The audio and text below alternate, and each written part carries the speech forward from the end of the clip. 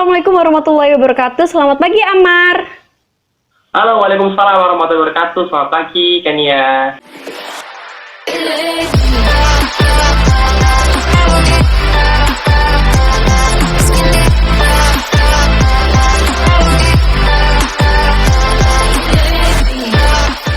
Halo guys, welcome back to my YouTube channel, Kenia Ari. Nah, kali ini saya akan berdiskusi dengan teman saya yang bernama Amar. Amar ini merupakan teman saya yang memiliki kepribadian introvert, tetapi mampu meraih berbagai prestasi dan juga aktif mengikuti berbagai organisasi. Nah, teman-teman pasti pada penasaran kan dan gak sabar pengen tahu apa sih motivasi terbesar untuk meraih itu semua? Baik, terima kasih atas kesempatan diberikan kali ini.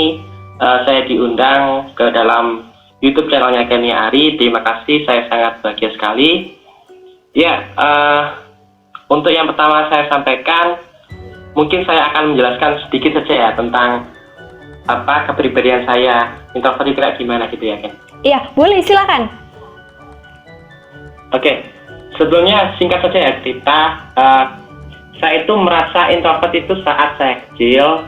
Memang saat saya kecil itu merasa sangat sendiri, tidak punya teman gitu. Bahkan pada saat saya TK itu, ya TK out sama TK gitu ya, itu saya mainnya itu sama mainan gitu, saya ajak bicara terus sama boneka gitu. Ya mungkin sih agak gimana gitu ya, agak antisosial gitu. Namun pada saat SD itu mulai saya mengenal sosok teman, sosok sahabat gitu, mulai membuka diri istilahnya gitu. Jadi ya tidak selamanya orang introvert itu menutup diri untuk lingkungan sekitar gitu. Oke, betul. Melainkan introvert ini kadang-kadang tidak mau diganggu atau ingin membutuhkan waktu tersendiri gitu kan. Oke. Itu makna introvert menurut saudara Amar ya? Iya. Nah, yang saya alami sendiri. Boleh ya, betul. Nah, bagaimana sih seorang introvert itu seperti Anda bisa memiliki prestasi? Dan mungkin sebelum menjawab pertanyaan saya, saudara Amar bisa menjelaskan atau menyebutkan pernah ikut organisasi apa aja sih dan ikut lomba apa aja, bahkan sedang aktif di dunia apa? Silakan. Oke, saya akan menjelaskan tentang organisasi saya dan juga sekiranya lomba apa saja yang pernah saya ikuti gitu ya. Iya. Oke, jadi saat SMA itu saya mulai mengikuti organisasi gitu ya, mulai mengikuti belajar organisasi gitu maksud saya. Itu yang pertama itu saya ikut misalnya OSIS ya. Habis OSIS itu diisi PLH, itu diisi kayak membahas tentang lingkungan hidup gitu. Pokoknya ranahnya lingkungan hidup. Sama yang kedua itu si bidang olahraga. Jadi yang di sana itu saya memang mendalami tentang lingkungan hidup, terutama adiwiyata sekolah SMA 14 itu ya. Nah, pertanyaan saya yang selanjutnya ini, pernah ikut atau sedang aktif di organisasi kampus? Ya, alhamdulillah sih saya diamanai banyak jabatan, maksud saya di organisasi. Yang pertama itu saya menjabat sebagai Ketua Umum Ral Hijau UNESA. Alhamdulillahnya sudah dua periode, semenjak tahun 2018 hingga sekarang 2 periode. Dan untuk yang kedua ada UKKI UNESA, itu alhamdulillah saya diamanai menjadi anggota TGG. Terus yang ketiga ada SIC UNESA, itu alhamdulillah saya juga diamanai sebagai Kabid CR. Terus saya juga ikut ke dalam organisasi yang lain gitu ya, organisasi eksternal. Saya ada Bintang Nusantara, Working Update, dan juga itu Surabaya Mengajar gitu.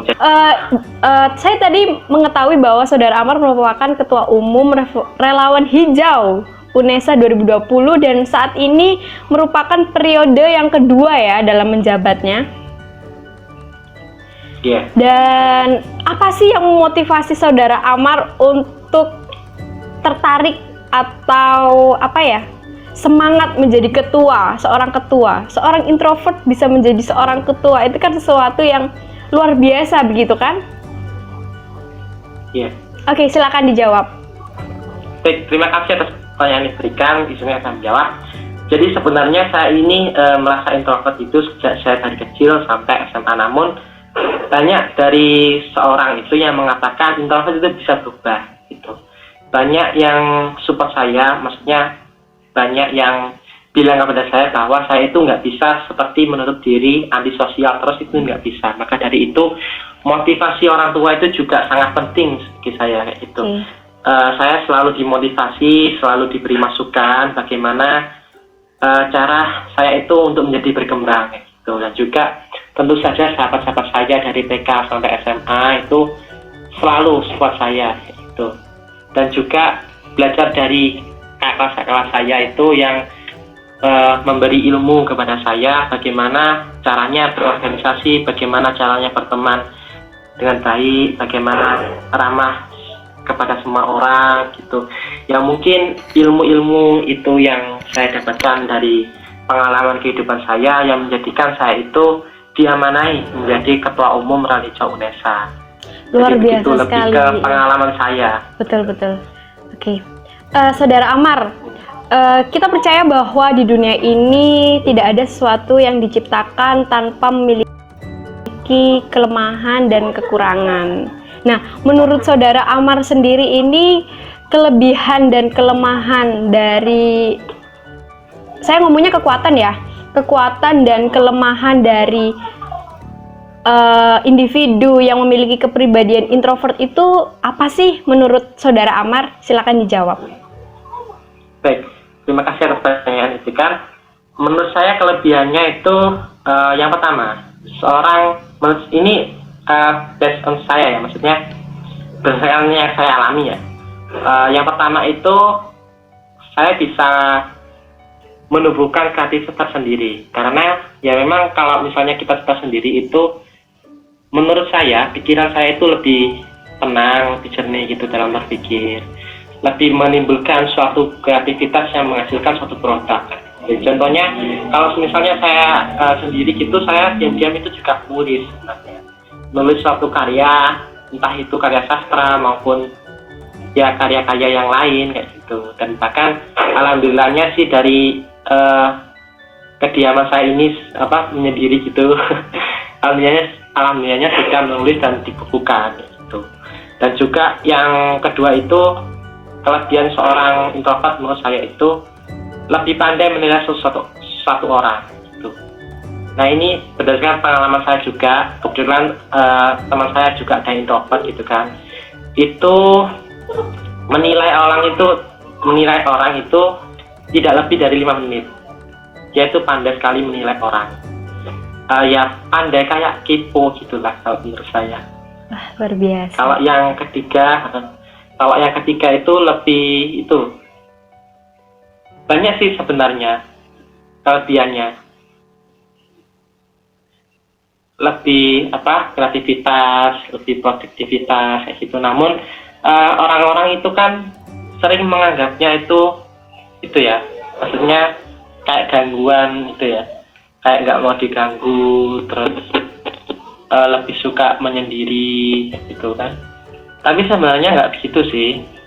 Dia itu dikenal sosoknya itu yang mandiri, pribadinya juga sederhana, sering dianggap sebagai antisosial. Itu ya wajar lah, karena dia itu nggak menampakkan diri kayak gitu. Oke. Terus juga kalau kadang itu dia itu dicap sakit gitu. Maksudnya sakitnya ini sering dikaitkan dengan stres. Kadang-kadang kalau ketika si introvert ini sakit, orang-orang tidak berpikir itu mengatakan itu sakit jiwa nih anak gitu. Seperti stres nih, depresi gitu, gangguan jiwa. Ya gitulah. Terus yang ketiga itu mungkin kelemahannya itu bertindak dengan emosi. Jadi introvert ini sendiri menurut saya, kayak saya alami ya, introvert sendiri ini memang sering bertindak berdasarkan emosi yang mereka itu merasakan, dan inilah yang membuat mereka harus pandai mengontrolnya gitu. Jadi tindakan seorang introvert ini rata-rata bertindak dengan emosi menurut emosi dia sih gitu. Kalau misalnya emosinya dia baik, ya tindakannya baik gitu. Ya gitu sih. Terus yang keempat ini lebih banyak mengalah. Jadi sosok introvert ini tidak suka konflik gitu. Jika mereka bertikai, mereka lebih suka mengalah, padahal ada sisi yang benar. Terus yang kelima ini kelemahannya sering dianggap tidak serius dalam menjalani hidup. Karena ya mungkin seorang introvert ini dipandang tidak menyukai hidupnya. Padahal hati manusia tidak ada yang tahu, bukan? Betul sekali, iya. Oke. Itu tadi ini ya, kekuatan dan kelemahan dari seorang introvert. Nah, saya penasaran nih sama saudara Amar ini, dalam menanggapi soal percintaan, seorang introvert itu seperti apa sih? Apakah individu itu susah untuk percaya kepada pasangan atau bahkan tidak apa ya? Saya ingin tahu gimana sih cara berjuang untuk mendapatkan doi atau gebetan, maksudnya mendapatkan perhatian ya dari seorang introvert.